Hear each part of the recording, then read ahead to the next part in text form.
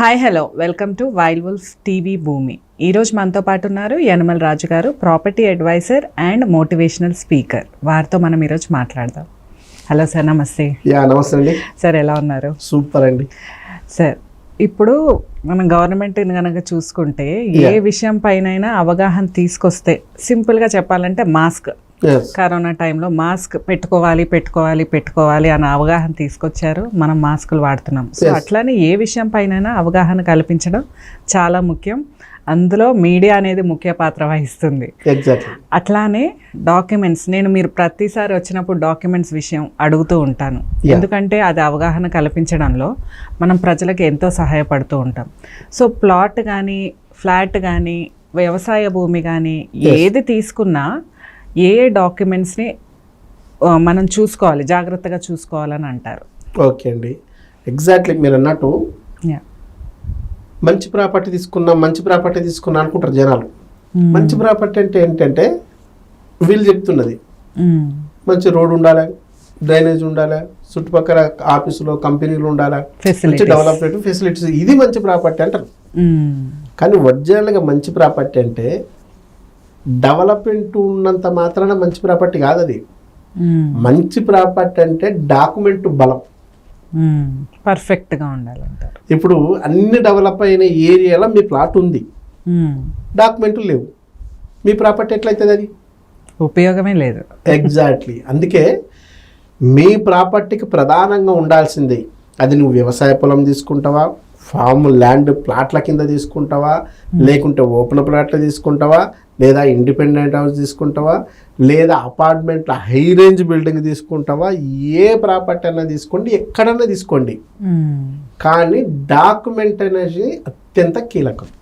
So మీరు ఏ property తీసుకున్నా మీకు అమ్ముతున్న పర్సన్ ఎవరైతే ఉన్నారో ఆ అమ్ముతున్న పర్సన్కి సంబంధించిన డాక్యుమెంట్ ఏదైతే ఉందో, ఏ ప్రాపర్టీ అయితే మీకు అమ్ముతున్నారో ఆ ప్రాపర్టీకి సంబంధించింది ఈసీ చూడాలి.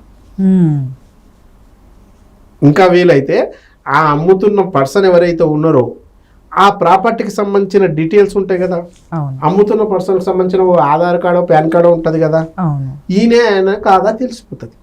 ఫస్ట్ ప్రైమరీ లక్షణం. తర్వాత దానికి సంబంధించింది ఈసీ తీసుకుంటే మొత్తం ఈయన ఇచ్చిన లింకు, ఈ లింకుకు మ్యాచ్ అవుతుందా లేదో తెలిసిపోతుంది. అట్లా చూసుకోవడానికి వ్యవసాయ పొలం అయితే పాస్ పుస్తకాలన్నీ తీసుకోవాలి. ఓకే. అట్లాగే మామూలుగా ఇండిపెండెంట్ హౌస్ కానీ లేకపోతే ఓపెన్ ప్లాట్కి సంబంధించింది అయితే సేల్ డీడీ ఉంటుంది, ఆ సేల్ డీడీ చూసుకోవాలి. ఓకే. అట్లాగే ఫామ్ ప్లాట్లో చేసింది అనుకోండి, ఫామ్ ప్లాట్ చేస్తే అది 50 ఎకరాల సర్వే నెంబర్ ఉంటాయి. ఆ 50 ఎకరాల్లో నీకు 2 గుంటలు 3 గుంటలు ఇస్తా అంటే 7 ఇస్తాడు. 100 ఎకరాల సర్వే నెంబర్లో నీకు 2 గుంటలు ఇస్తే ఆ 2 గుంటలు 7 ఉంటుంది. అక్కడ నీకు ప్రాబ్లం వచ్చే అవకాశం ఉంటుంది. కాబట్టి దానికి సంబంధించి కూడా నీకు పర్ఫెక్ట్గా బౌండరీస్ ఉన్న దగ్గర చూసుకొని ప్లాన్ చేసుకొని పొజిషన్లో మీరు ఉండడానికి ముందే ప్లాన్ చేసుకోవాలి. సో ఒక్కొక్క పొలానికి, ఒక్కొక్క ప్రాపర్టీకి, ఒక్కొక్క ప్లాట్కు, ఒక్కొక్కటి ఇండిపెండెంట్ హౌస్కు డిఫరెంట్ డాక్యుమెంటేషన్స్ ఉంటాయి.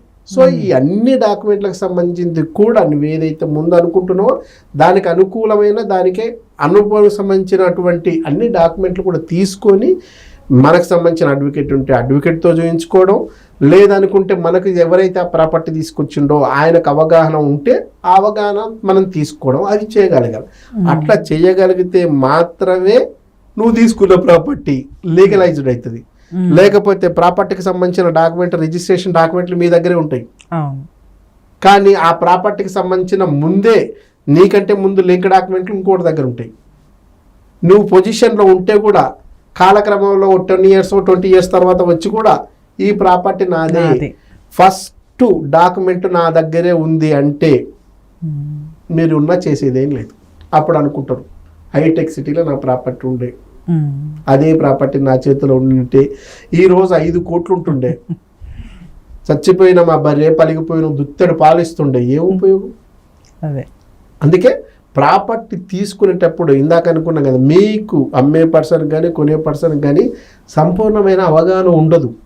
కానీ అమ్మిస్తున్న ఏజెంట్కు సాధ్యమైనంత వరకు ఈ ఇద్దరికి సంబంధించిన ఇన్ఫర్మేషన్తో పాటు ఆ డాక్యుమెంట్కి సంబంధించిన ఇన్ డెప్త్ నాలెడ్జ్ ఉంటుంది. కాబట్టి ఏజెంట్ పాత్ర చాలా అద్భుతంగా ఉంటుంది. ఆ ఏజెంట్ను ఈ డాక్యుమెంట్ విషయంలో ఖచ్చితంగా మనం సంప్రదించాలి. సో మనకు ఎన్ఏ సర్టిఫికెట్లు ఉండాలి, ఎల్పి నంబర్లు ఉండాలి, సెక్యూరిటీ ఉండాలి, మెయింటెనెన్స్ ఉండాలి, గవర్నమెంట్ అప్రూవల్ చేసినటువంటి డిటీసీపీ ఉండాలి. ఇవన్నీ కరెక్ట్గా ఉన్నాయని చెప్పడానికి కావాల్సిన రేరా అప్రూవల్స్ ఉండాలి. ఇవన్నీ కూడా మనం చూసుకోగలిగితే ఇది ప్లాట్లలో సెట్ అవుతుంది, ఇండిపెండెంట్ హౌజెస్లో సెట్ అవుతుంది. అదే వ్యవసాయ పొలాలకైతే మళ్ళీ వాటికి సంబంధించిన డాక్యుమెంటేషన్ డిఫరెన్స్.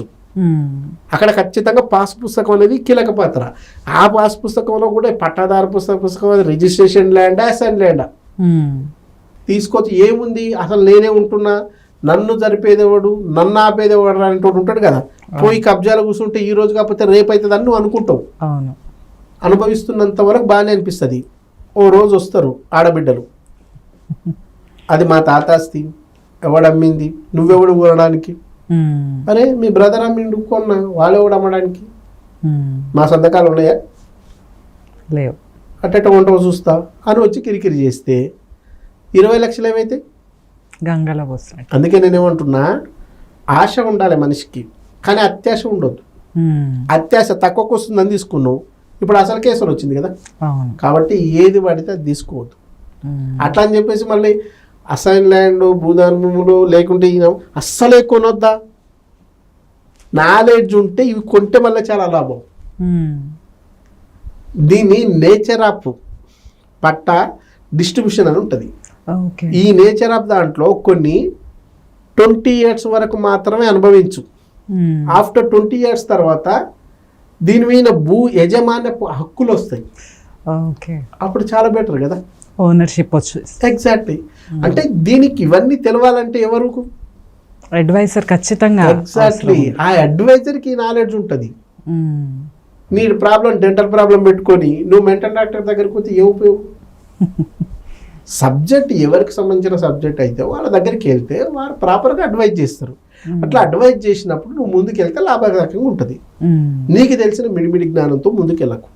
ముందుకెళ్తే బొక్క బోర్లో పడతావు. బొక్క బోర్లో పడిన తర్వాత ఎవరు లేపడానికి కూడా ఉండడు.